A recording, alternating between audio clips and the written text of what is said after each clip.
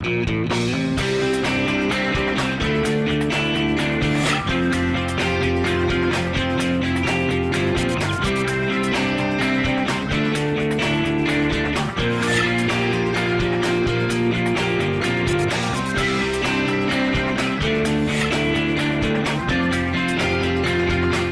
everyone, I'm Kristen Oaks-White. And I'm Avery Davidson. Thank you for joining us for This Week in Louisiana Agriculture, the only TV show bringing Louisiana farmers and consumers together every week. Well, the Louisiana crawfish industry includes nearly 1,400 farms with more than 250,000 acres of ponds in production. For the farmers and their families, that equals nearly $200 million in income. All of that is from the LSU Ag Center and does not include money made from the processing of crawfish. So when a news story from Detroit goes viral calling one of our favorite foods an invasive species, you know that Cajuns are going to respond. By now, you've probably seen the story online out of Michigan about the Louisiana red swamp crawfish being an invasive species. That story by Paula Tutman has been shared more than 45,000 times, has more than 21,000 comments. Look what he's doing. He's inside a burrow and he's pulling out a Louisiana red swamp crawfish or crayfish. Paula Tutman won an Emmy for her work. I have an award I received from my elementary school for patriotism, and well, it hangs under my Iraqi flag, which I brought back from Baghdad. But I see here, I have a pair of interns and my big news camera standing up, and over here is Christian Richard. He is a rice farmer here in Vermilion Parish, and he's holding something that I think he's going to talk about in just a moment. But I figured that he would be a great guy since he deals with the Louisiana red swamp crawfish on a regular basis on his farm. Christian, how do you deal with this Louisiana red swamp crawfish? Well, we don't really deal with them. We welcome them because it's big business for our farming operation. We'll go and set these traps out, and we'll just put bait in the top. We'll run them daily. We're catching, you can, a good number is about a pound a trap. We'll grow a rice crop, and then as soon as the rice crop is finished, we'll flood the fields back, and we'll go put our traps out around Thanksgiving, and then really start harvesting, depending on the temperatures during the winter, but harvest usually ramps up around the first part of February. So they were talking about having about 200 crawfish in a single pond. You've got your pond here that you're still trapping in right behind you. About how many crawfish do you think you have in there? Well, that's a hard number to come up with. There's a lot more than 200, but just in the peak of harvest, we may be looking at anywhere between 50 and 75 crawfish just in one trap. And in this field right here, if it's 60 acres and we have 600 traps, I mean, you can do the math and really come out with a pretty substantial number, How important is crawfish? Crawfish is very valuable for South Louisiana in fact that, or in terms that we really don't have any other rotational crops to rotate with our rice crop. And it's a natural fit. The rice crop provides the habitat for the crawfish to grow in. We'll reseed a rice field in June with crawfish from a neighboring pond. We'll actually take them out of that pond and we'll go throw them into a rice field, and then we'll turn the water off for harvest, and then usually September, October, we'll reflood the fields, and hopefully the crawfish come back out of their burrows, and we'll put traps out in around Thanksgiving, and then we'll start trapping after the first of the year. Is there a shortage on these traps? Could maybe folks in Michigan get their hands on a trap like that? I think that there's probably a few local guys who'd be more than happy to accommodate them in whatever capacity or whatever habitat they're finding these crawfish in. These are 52-inch pyramid traps, and they're usually the water's about to this part right here. So, from what I've seen on the video, they have something that's kind of a similar design, but I guess if they're only shooting to catch 200, then it's probably not that big of a deal. Well, Christian, thank you very much for that. And so you see, there are people here in Louisiana willing to help out with our neighbors in Michigan. Now, I've got to say that some of this was very much tongue-in-cheek. I know from working years in a newsroom that not every day are you going to get an Emmy Award-winning story. Some days they are Razzies. And also I understand that just because something is plentiful and beneficial to one place, like what we had here in Louisiana. Some folks thought it was a good idea to go and get nutria, which provided great pelts for where they came from, but brought them to Louisiana, and now they're doing a lot of damage to our coasts and causing coastal erosion. Also, I always think about the lionfish. People had those in their fish tank, and now they've gotten loose in the Gulf of Mexico, and they're causing problems. So folks up in Michigan, really, I understand how something we consider a great delicacy could be an invasive species there. And I know that our farmers, our ranchers are willing to help out as much as they can. God knows anyone who remembers 2005 or 2016 in Louisiana knows that a little help can go a long way. If you want to see the original story from WDIV, we have a link on our Facebook page. Be sure to read all the comments. They're quite amusing, and we're going to share a few a little bit later in the show. However, as I said before, this can be a serious problem, and while we enjoy having a little fun at Michigan's expense, let's not forget that we in Louisiana are the most helpful and hospitable people in the country and should never turn away a call for help, especially when we have the most knowledge about crawfish. It seems like everybody's gotten a big kick out of this and had a lot of fun, including news stations. Yeah, a lot of news stations went nuts with it, doing their own stories as a follow-up, and you know, I'm included in that because I saw the story and I was like, wow. Really? I mean, it just seemed like it was it's so strange to us, but it's a creature that doesn't belong there. And that's really the bottom line for the folks up there in Michigan. Very, very true. Well, Norwegian Cruise Lines is reporting that cruises to Cuba have turned out to be, quote, a home run for the company. Last week we showed you how tourism is fueling the economy in Cuba, as well as the challenges both to the relationship with the United States and within the island nation itself. This week, TWILA's Neil Melanson explores the idea of reconciling with Cuba in hopes of restoring trade. What he has found was a path toward mending old wounds.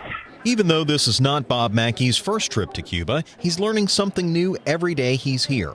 Sugarcane's growing an inch a day right now. As well as having a great time with sugarcane producer Herman Wagasback and the rest of this Cuba tour, they can relax because we now know that Cuba is not the threat to the U.S. sugar industry we once feared. Instead, here in this verdant paradise, agriculture is for feeding its populace and the hungry tourists who swarm Cuba 3 million strong each year.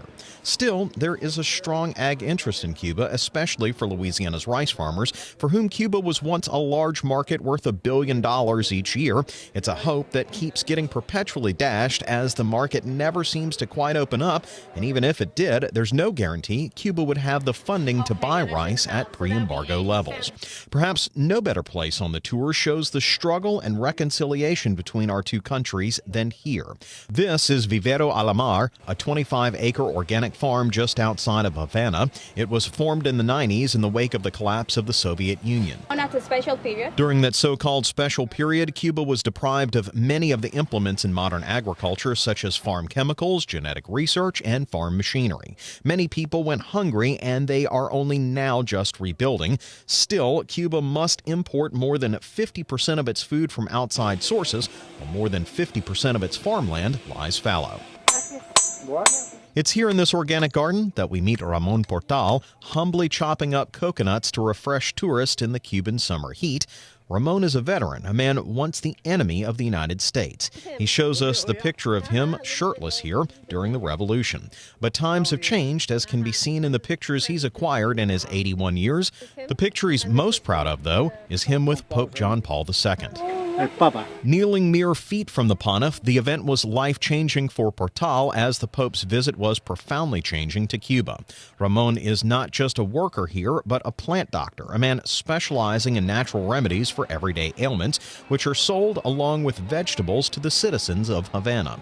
Bob Mackey asked the doctor if he had something for his knee, which he had surgery on recently. I've been needing that for a long time. Inflamed from days of walking around in Cuba, Ramon looks for certain herbs that will help. After gathering them up, he begins to make a poultice and applies the herbs to Bob's swollen knee. He also has herbs for our hats to keep our literal cool. As I attempt to translate for them, two things become clear. One, the herbs really work. Soothing.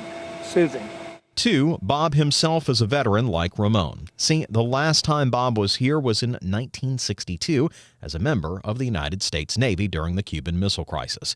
Bob described the blockade of the island as tense as it was complete, saying you could almost walk from ship to ship as they surrounded the Castro regime. Yet here, more than 50 years later, these two men, veterans, farmers, and now mostly retired, are finding healing during a dramatically changing Cuba. And maybe if they can find reconciliation, so too can our two countries, so close and yet so far away. This trip was organized by the LSU Ag Leadership Alumni Association. During the leadership training, each class goes on an international trip designed to expose future leaders to ag issues in other countries and how they handle it. For instance, I went to Chile and Argentina on our trip, and these trips have been so successful that the alumni have decided to start doing them as well, according to Director Bobby Swallow. Our alumni came up with the idea. We've been looking to do an alumni trip, alumni of the Ag Leadership Program, and at our business meeting in 2016 the concept of Cuba came up and we started doing work on it. We worked with a couple of different groups and settled on doing it at this time of the year because we knew we had to work at least a year in advance to at least get the hotel properties that we wanted. So, but I'll go back again. The alumni said they wanted to start doing something like this, and the question was raised, what about Cuba? And pretty much there was a consensus in the room that that's where we should go, and that's what we've done. The LSU Ag Leadership class is taking applications for its next class, which starts next year. You can find more on our website at twilatv.org, including, Avery, a link to their brand new Ag Leadership Facebook page, which they just started. I know Bobby Swallow's had a lot of fun posting to that. Now, you've gotten your two stories out of your system from Cuba. What did you come back with? What did you say, wow, that's Cuba? Well, I really have to go back to that last part of that piece I just did where I'm interacting with Bob Mackey and finding out about him at the U.S. Navy, because really we're at a changing critical point in Cuba where it's getting ready to change. The Castro, the current Castro, our Raul Castro, is declining to run for president again, so they're going to have a new president. Only a third of the country is communist, and non-communists can run for the presidency. So there's a chance that we're going to see a real revolutionary change. So I have that window where everything's changing in Cuba, and then I had the window on history with Bob there, who was there at the Cuban Missile Crisis. So it was really just an amazing, junction of perspectives there that really opened my eyes to the entire country. And it's something that we'll never see again, because it is going to be forever changed once everything goes down. Absolutely, especially with all those tourist dollars pouring in. Oh yeah, thank you very much, Neil Molasaw. Well, after pretty good conditions in Louisiana this year, corn harvest is underway in earnest across the state. According to the National Agricultural Statistics Service, harvest is a quarter done with a whopping 87% in the good to excellent category. Corn stands in contrast to many crops in the state where the incessant rains have hampered everything from planting to growing to harvesting. It's also a contrast to the Midwest, where a hot, dry weather pattern this summer looks like it has seriously affected yields across the country. Grayson Close, a grain marketing specialist with the Louisiana Farm Bureau Marketing Association, says despite rain hindering some harvesting, the hope for Louisiana at least is an above-average corn crop. It's going pretty well so far. A few scattered rains across have kind of put a damper on things. Spotty rains, shut down harvest for a couple days at a time, but other than that, we haven't seen a lot of damage. Yield seems to be pretty good so far. So with all the rains that we had this past spring and summer, I really expect the yields to be at average or a little bit above average statewide. Close said one bad thing about this year's crop, the price. Corn is below $4 a bushel right now, although that may come up if corn has been severely affected by the drought in the Midwest. Now, the price being down could be good news for consumers. That's if the prices do stay low this harvest. In Morehouse Parish, the Black Farmers and Landowners Association recently hosted a field day showing off the latest in ag technology and educating farmers from 3 states. As TWILA's Tammy Arenders tells us, it was also a way to encourage the next generation to take a second look at agriculture as a career. Dexter Gilbert and his kids drove 600 miles to attend the Morehouse Parish Black Farmers and Landowners Field Day. Because I have another generation that wants to farm, and they really need exposure to see the different types of farming all over instead of just what we do back at home. Gilbert is from Campbellton, Florida. He grows watermelons and other produce in the panhandle of the Sunshine State. It's great to bring them out and let them just, get used to meeting people and all that good stuff. Learn new technology is the main thing. We can land it right where we started off. And technology was definitely on display. South Ark Equipment demonstrating their DJI-4 Phantom drone. Biggest advantage of the farmer is probably plant population and plant health, showing you where your hot spots are in your field on your drone. Utilizing the latest technology is one of the key components to keeping young people interested in farming, according to Otis Hill with the Southern University Ag Center. There's a concern about who's going to take over that farm. The farmers will continue to improve in their farms, but their biggest issue is we're going to get anybody else to take over in that family. I think that it's a possibility that here in Louisiana that we may could come up with some deals that we could do some alternative farming other than soybeans and corn as crop.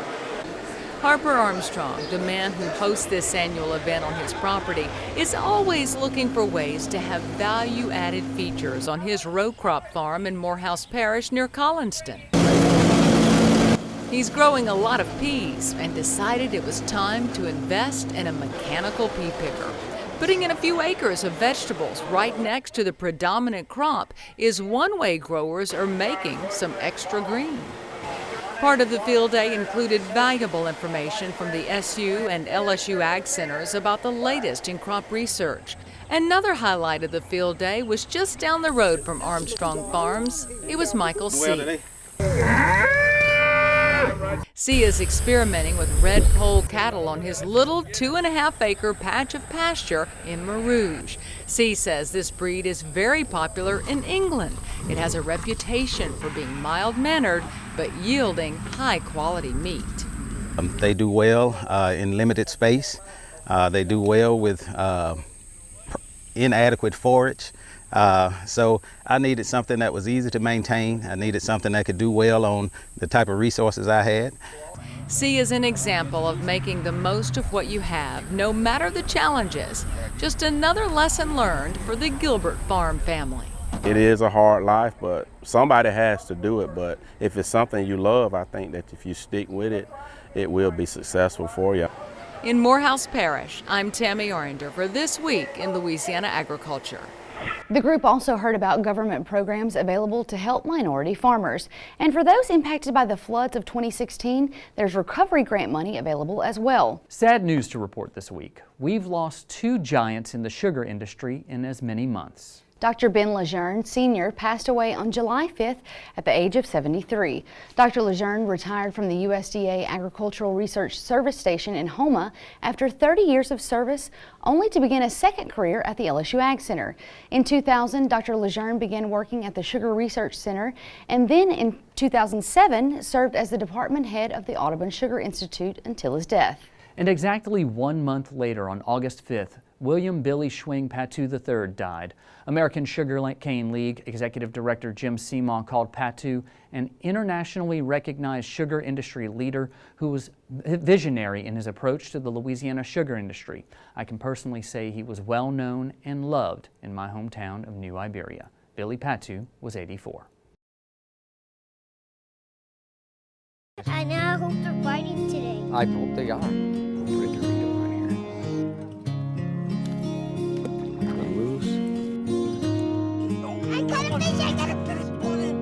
Find your place in the country and the lender who can get you there.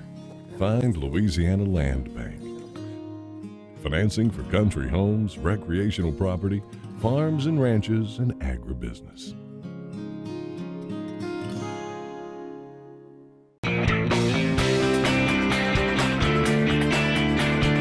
Farmers markets are big business. According to the Crescent City Farmers Market in New Orleans, the markets it operates have a combined economic impact of nearly $12 million a year on its vendors, neighborhoods, and region. Nationally, the USDA estimates that farmers markets have a $9 billion impact on the U.S. economy annually. Because of this huge impact, the USDA named this week as National Farmers Market Week. This week helps to shine the spotlight on family farms right here in Louisiana, just like the one just outside of Baton Rouge run by Derek and Casey Luckett. I'm Casey Luckett with Luckett Farms. I farm produce right outside of Baton Rouge, Louisiana in Central. You can find me Tuesday, Thursday, and Saturday at the Red Stick Farmers Market. The farmers markets are a good outlet for the farmers to sell their produce, and they're also good for the consumers. The consumers can talk to the farmers while they're at the farmers market and see what varieties they're growing and how to use it, how to cook with it. Just interact with your farmer, so that's a good chance for you to talk to them there. A lot of our customers will come to us and they'll tell us, my grandpa used to grow this white squash and I haven't seen it since, and this is what we used to do with it.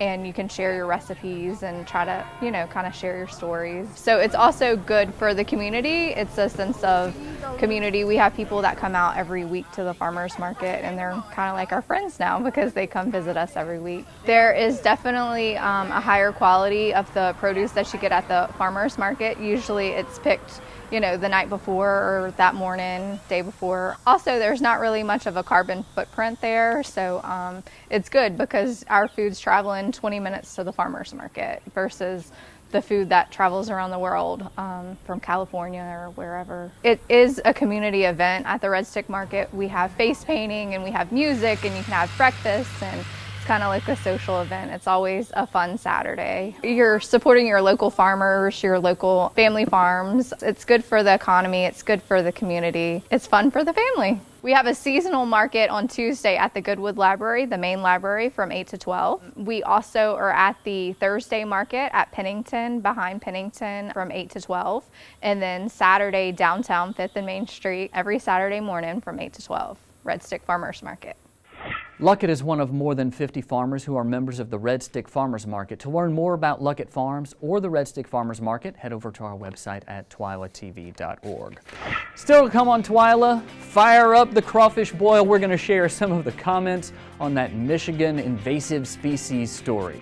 Trending on TWILA is up next. Stay with us.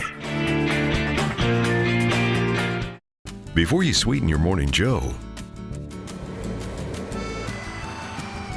before the icing on the cake,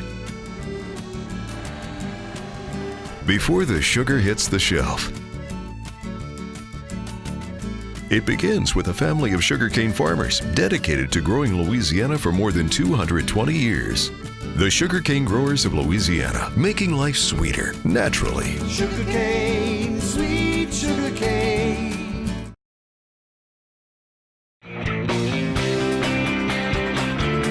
Earlier in the show, Avery brought you the latest news about the crawfish hysteria in Michigan, and as you saw, the story first took off on social media.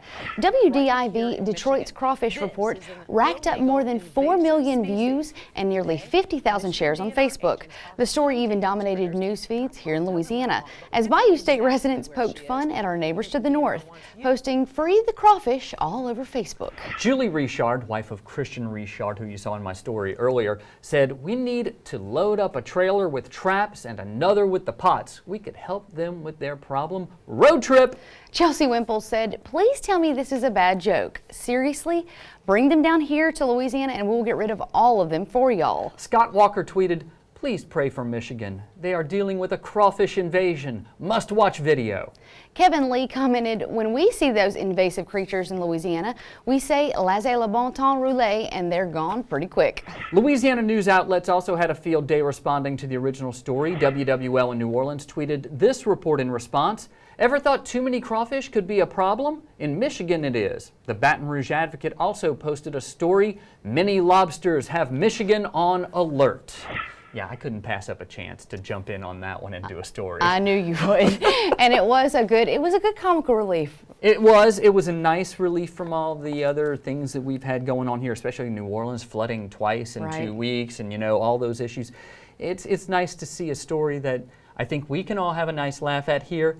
I don't know if they're laughing in Michigan. I don't think they are. I had to say the first time that I saw it, I thought, is this a parody or is this serious? No, and it was actually serious. It's very serious.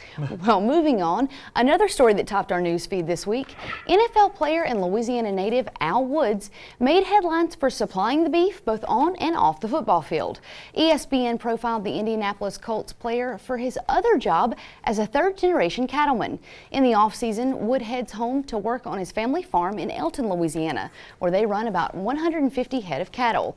Wood says he embraces working on the farm and wants to keep that tradition going. Well, we keep the tradition going by having this week's TWILA Trivia. Last week our question was, which food is not produced commercially using genetically modified seeds?